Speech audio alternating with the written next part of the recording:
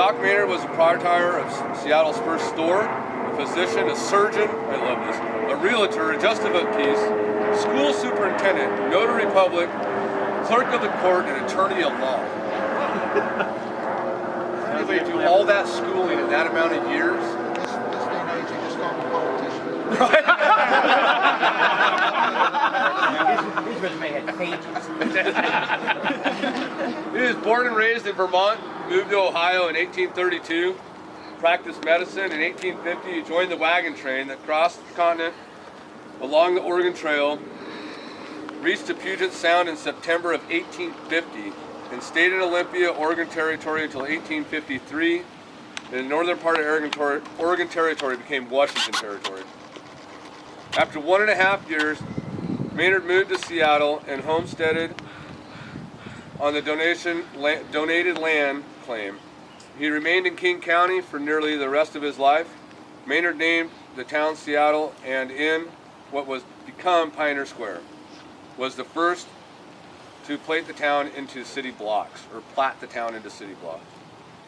So, and on a side note of that, we know he spent all of his life here in Seattle, and I was talking with some brothers the other day, and I thought there was a really interesting story about Doc Maynard. We know that he took in a wife and her kids after the wife's husband had passed away. I think he learned that when he did make a trip to California. We think he was in the gold area at one time or another, and he had to run across us to know such wisdom of to do things like that. Just wanted to throw that in there as kind of a cool segment. Frank attested to that. Frank Roadstroke. This guy right here? Yeah, this was Doc's oldest living relative when we started this whole thing to be around Doc, and we had determined that Doc had been down in San Francisco when he send the ship full of lumber down there and to sell and then buy stuff for his store. So we had figured that it was a good chance, and supposedly there was a Lodge 25 in San Francisco at the time, and then also that he had come out to go for the gold rush. That was his original intent. And so he probably made his way up to the hills to kind of check it out, and inevitably ran into the brothers after that. So anyway, we weren't quite sure that it happened, but it all figured out that it probably could. So Frank said, "Well," he says, "you guys say it. I believe it to be true. I really do." Credo qui absurdum, brother. So he loved his fellow men. He loved his fellow men what they loved, which seemed entirely free from selfish considerations, shared his substance, and contributed his care and professional skill to any and all who seemed to require them, regardless of merits or faults of any. And if he had any enemy on earth, he never appeared to recognize the fact by an unkind word or act of retaliation, which is a pretty cool thing to have someone say something like that about you. I'm just going to kind of skip through some of these highlights that have gotten highlighted out here. In March 22, 1873, was the 65th anniversary of David S. Maynard. Birth and date selected for his funeral, nearly every business in Seattle closed in respect to Doc Maynard.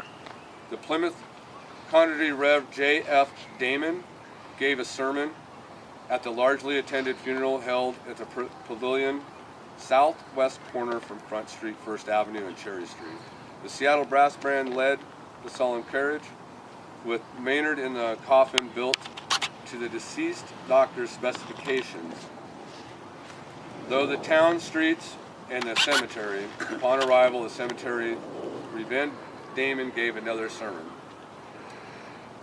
David's remains and those of other pioneers were located at the mid-1800s in Lakeview Cemetery on Capitol Hill. Denny Park now occupies Seattle's original burial. So originally he was at Denny Park, and then they moved him up to here. So that's about the highlights out of this one, which even just out of those few little highlights is just, he was an incredible guy. We're glad that our brothers found him to have him with us. Captain Al's got another set of notes for us, another history lesson. This is kind of fun. The Seattle Library has the Seattle Times archive online. Now, they didn't have this a couple years ago. Now you can search the things they keep adding to recently they added the 1890s, so I decided to go look and see if there was anything of interest in there. And I did find an article from July 4th of 1896 that was an interview with Mrs. Maynard. And I would have saved this for Mother's Day, but it was just so much fun. I wanted to read just a couple paragraphs on this today. The article is titled "Aged Mrs. Maynard," and it starts off. It says, "This is her talking. See those teeth? Well, sir, just 26 years ago, the doctor pulled out some of my second set, and now I'm getting my third set. The truth is that sometimes I look in the glass and then laugh at myself for living as long as I do." She was 70 years old when this article was written. That was one of the remarks which Mrs. Maynard made to a Times reporter who had a few minutes conversation with her at her home on 9th Avenue just south of James Street last evening. Mrs. Maynard is now, 80 years, wait. Yeah, 80 years of age, or rather will be in a few days. Yet like the pioneer that she is, she gets around with as much ease as the average person. As she says, she is getting a third set of teeth, and her hair is coming in again. She enjoys comparatively good health, and to hear her talk, you wouldn't think that she is as old as she is. Once during the conversation, she was asked to repeat something. She looked at the reporter and said, "Are you deaf or ain't I talking loud enough?" Mother Maynard came across the plains from one of the middle western states in 1850. She originally came from Kentucky. Her first husband died on the plains, and in 1853, Mrs. Maynard married the doctor at Olympia. The marriage took place while the doctor was en route for home from the convention, which concluded to make the territory of Washington out of a part of Oregon. Dr. Maynard was a delegate at that convention, which was held in the fall of 1852.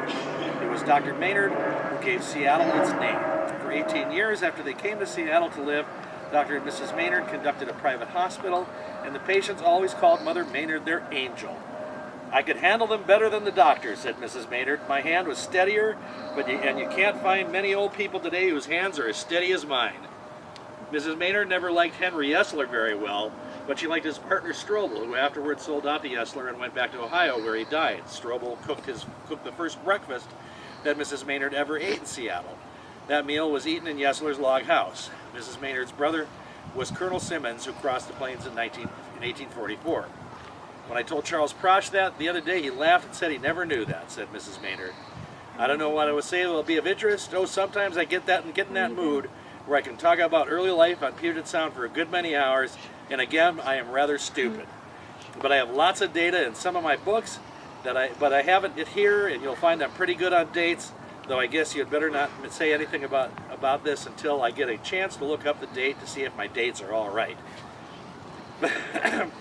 But someday I will talk about some of the incidents of Puget Sound in its early days. I have a good many experiences on Puget Sound and a good many more that people know of."